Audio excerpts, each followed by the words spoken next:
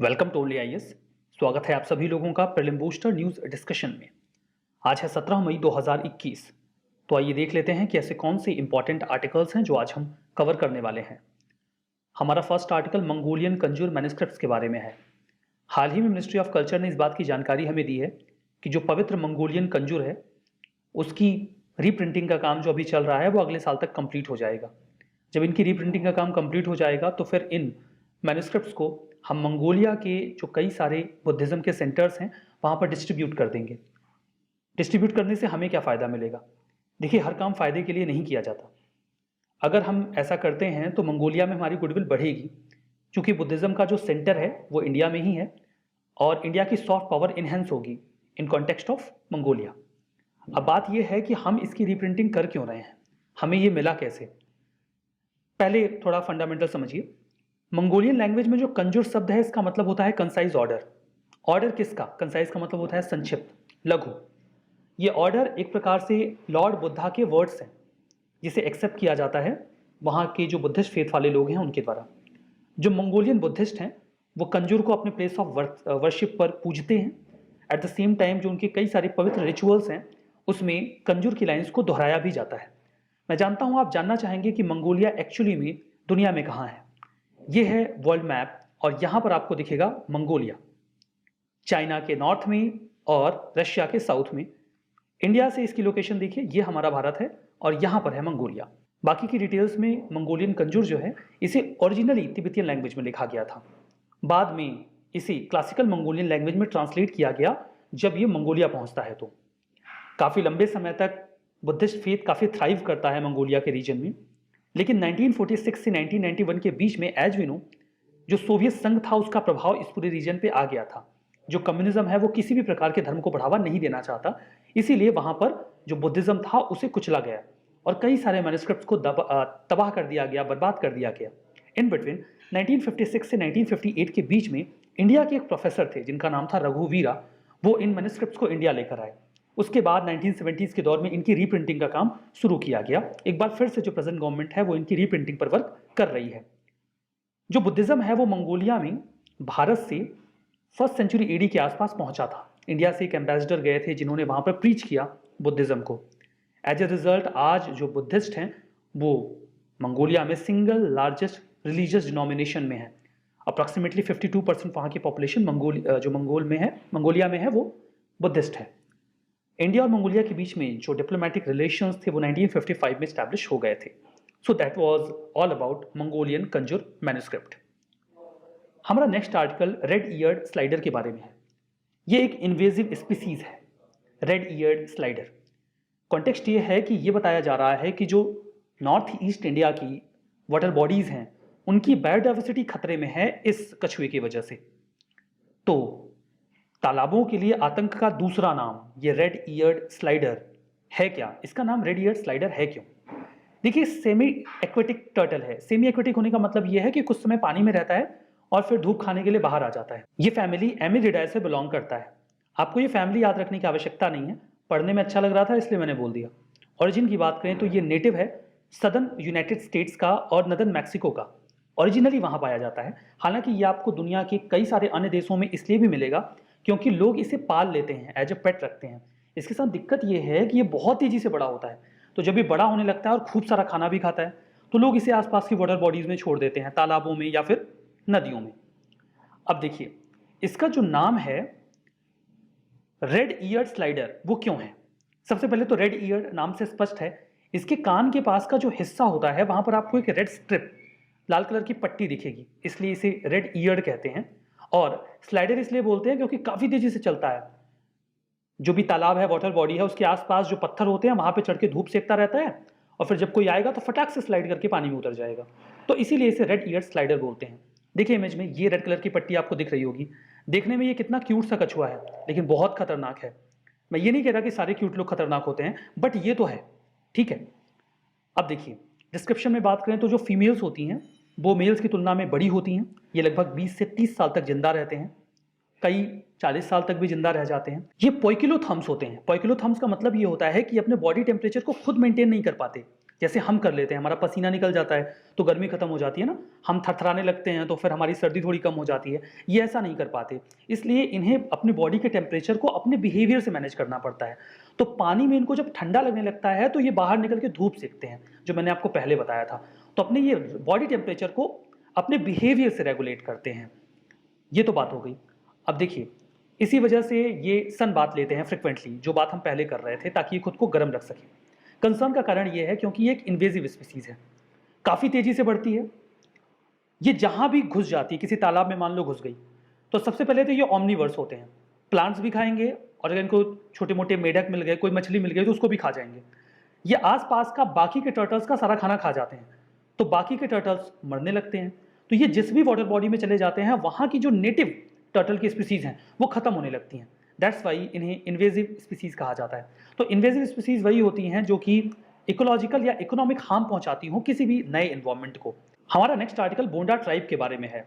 जैसा कि हम सभी लोग जानते हैं कि कोविड-19 इंडिया में काफ़ी तेजी से फैल रहा है, तो जो पार्टिकुलरली वल्नरेबल ट्राइबल ग्रुप्स हैं वो भी इसका शिकार बन रहे हैं। अभी न्यूज़ ये आई कि उड़ीसा के जो 8 पीवीटीजी ग्रुप्स हैं, या पीवीटीजी जब हम कह रहे हैं तो ग्रुप इसमें आ ही गया, 21 जो ट्राइबल्स हैं वो इन्फेक्टेड पाए गए। उनमें से 2 बोंडा ट्राइब से भी बिलोंग करते थे। तो बोंडा ट्राइब के बारे में बात करते हैं। बोंडा ट्राइब जो 13 पीवीटीजीज हैं जो उड़ीसा में पाए जाते हैं, उनमें से एक है। ऐसा माना जाता है कि जब अफ्रीका से फर्स्ट वेव ऑफ माइग्रेशन शुरू हुआ लगभग 60,000 साल पहले, उसी दौरान ये भारत में आए थे, और ये भारत में पहले फॉरेस्ट सेटलर्स बने जो आके जंगलों में रहने लगे। यहाँ पर देखिए, अफ्रीका से ये फर्स्ट वेव जो है वो निकल रही है और एशिया की ओर आती है। तो इसी में जो बोडा ट्राइब के लोग हैं वो इंडिया में आ गए थे। कल्चर की बात करें तो काफ़ी लंबा समय बीत चुका है, स्टिल इन्होंने अपना जो कल्चर है उसे आइडेंटिटी को रिटेन करके रखा हुआ है, जबकि काफ़ी एक्सटर्नल इंटरवेंशन होता रहता है। जंगलों में रहना पसंद करते हैं, हंटिंग करते हैं, और भोजन के लिए यहाँ से वहाँ जाते हैं।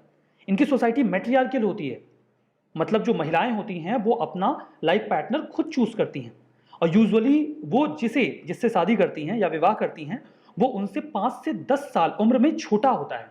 ऐसा वो क्यों करती हैं? ऐसा वो इसलिए करती हैं ताकि जब उनकी उम्र ज़्यादा हो जाए तो जिससे उन्होंने विवाह किया हुआ है वो यंग हो और वो उन्हें अर्न करके खिला पिला सके या उनके लिए खाना ढूंढ के ला सके। चलो, कहीं तो मैट्रियार्की है। ड्रेसिंग स्टाइल की बात करें तो ये सेमी क्लैड होते हैं, मतलब ये अपने पूरे शरीर को नहीं ढकते। Various types of rings and necklaces इनके द्वारा पहना जाता है, जैसा कि आप इस इमेज में भी देख सकते हैं। जो मेन होते हैं वो usually lethal Bhoj and arrows carry करते हैं। लैंग्वेज की बात करें तो ये अपनी रेमो लैंग्वेज बोलते हैं, जो कि ऑस्ट्रो एशियाटिक लैंग्वेज से बिलोंग करता है। ठीक है, हमारा नेक्स्ट आर्टिकल बासवा जयंती के बारे में है। बात करते हैं जगत गुरु बासवेश्वरा जी के बारे में। ये 12th सेंचुरी के फिलोसोफर, स्टेट्समैन और सोशल रिफॉर्मर थे। लिंगायत सेंट थे, जो कि भगवान शिव के ऊपर फोकस्ड एक भक्ति मूवमेंट था। हिंदू सेवाइट सोशल रिफॉर्मर भी थे, समाज के लिए इन्होंने काफ़ी कुछ बढ़िया काम किया। ये कल्याणी चालुक्या और कालाचुरी डायनेस्टी जब हुआ करती थी, उनके शासन में इन्होंने अपने जो भी आइडियाज़ थे उनको डेवलप किया। देखिए, ये वातापी के चालुक्यास का रेन है, ये मान्यखेत के, और ये कल्याणी के चालुक्यास का। ये अलग अलग टाइम पीरियड में रहे हैं। ठीक है, ये जो लोकेशन है ये कालाचूरीज की है। तो इन लोकेशंस में इन्होंने अपने आइडियाज़ को स्प्रेड किया था, या उस समय ये थे जब ये डायनेस्टीज इंडिया में थ्राइव कर रही थी। इन्हें भक्ति भंडारी कहा जाता था, मतलब एक ऐसा व्यक्ति जिसके पास भक्ति का खजाना है। और बासवेश्वरा भी, यानी कि लॉर्ड बासवा, बासवन्ना जी जो थे, उन्होंने सोशल अवेयरनेस जो थी वो अपनी पोएट्रीज के माध्यम से स्प्रेड की, जिन्हें वचना कहा जाता था।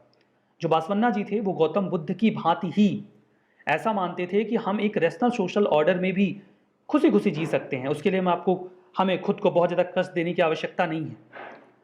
जिसे इनके जो आइडियाज़ थे उसे बाद में सरना मूवमेंट में काफ़ी पॉपुलरली देखा गया। जो सरना मूवमेंट था, इसने सभी कास्ट के लोगों को अट्रैक्ट किया जो भक्ति मूवमेंट के अलग अलग शाखाओं से आए थे। इन बिटवीन कई सारे लिटरेचर्स, वचनास को डेवलप किया गया, जिसने लोगों को एक स्पिरिचुअल यूनिवर्स की ओर लेकर जाने का रास्ता खोला।